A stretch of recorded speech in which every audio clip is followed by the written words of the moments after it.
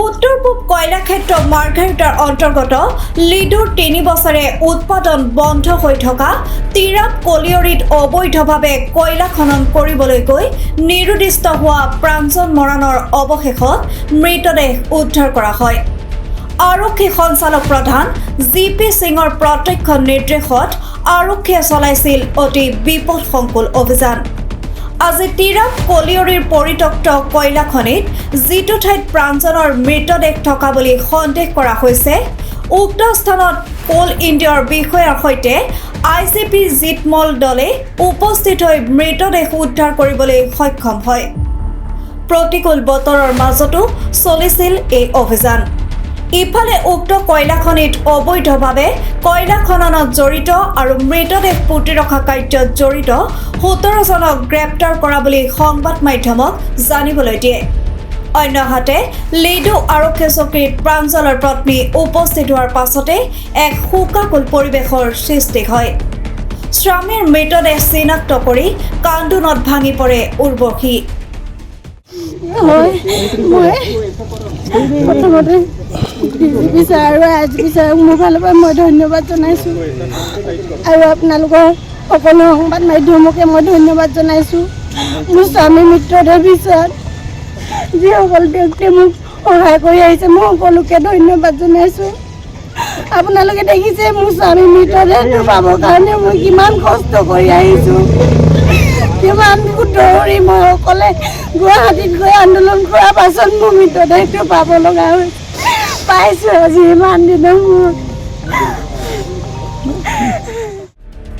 অন্যহাতে আৰক্ষীয়ে ঘটনাৰে সম্পৰ্কিত আটাইকেইজনকে গ্ৰেপ্তাৰ কৰা বুলি দাবী কৰাৰ বিপৰীতে গোচৰীয়া পক্ষই এজাহাৰত উল্লেখিত বি গণেশকে ধৰি আটাইকে গ্ৰেপ্তাৰ কৰা নাই বুলি অভিযোগ কৰিছে। উপযুক্ত ক্ষতিপূৰণ চৰকাৰী সংস্থাপন আৰু এজাহাৰত উল্লেখিত আটাইকে গ্ৰেপ্তাৰ নকৰালৈকে আন্দোলন অব্যাহত থাকিব বুলি মত প্ৰকাশ কৰে।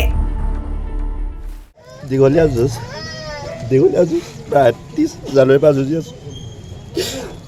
অলপ পূৰণ হৈছে আৰু বহুত বাকী আছে। যুঁজ ডেৰ বাকী আছে। তেওঁলোকে এতিয়ালৈকে বি গণেশক এৰেষ্ট কৰিব পৰা নাই। এইটো আটাইতকৈ নিৰ্লজ্জ কথা। ভলি যোৱাই হেৰুৱাইছোঁ। ভিতৰতে চাইছোঁ, চাব পৰা নাই। দূৰত আছোঁ, কান্দিছোঁ, কিন্তু নাপাৰিব যে ভাগি পৰিছোঁ। যুঁজ হ'ব, শক্তিশালী যুঁজ হ'ব। ধন্যবাদ DGP মহোদয় আৰু IGP ছাৰক ধন্যবাদ জনাইছোঁ। তেওঁলোকে যেনেধৰণে কথা দিছে, আজি 7 তাৰিখ, আজি তেওঁলোকে মৃতদেহক খবৰ দিছে আৰু সেইমতে আমাক ওলাই দিছে।